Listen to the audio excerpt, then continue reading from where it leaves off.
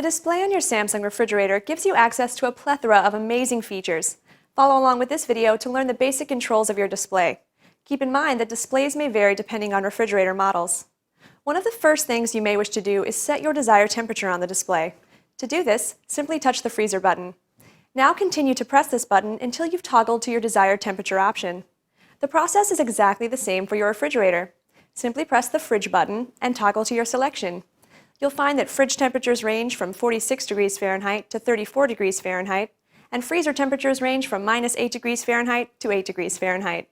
The newly selected temperature will be displayed for about 5 seconds and then be replaced by the current temperature until the desired temperature is achieved.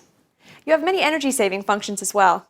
If you do not need ice, simply turn the function off by pressing and holding the cubed ice button. This will save water and power.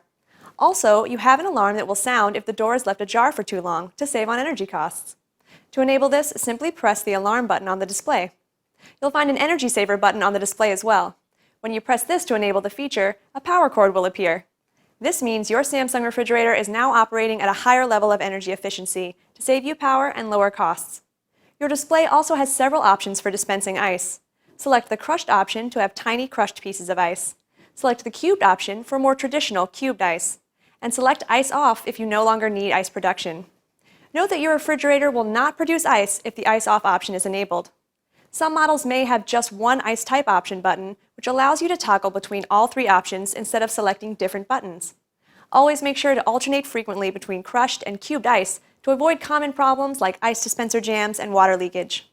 The child lock option on your Samsung refrigerator will lock the display to keep children from adjusting your settings when you are not around by disabling the display. To enable this feature, simply press and hold the child lock icon on the display screen. To disable it, press and hold again. Use the customization options on your display to save on energy costs and take advantage of your Samsung refrigerator's fantastic features.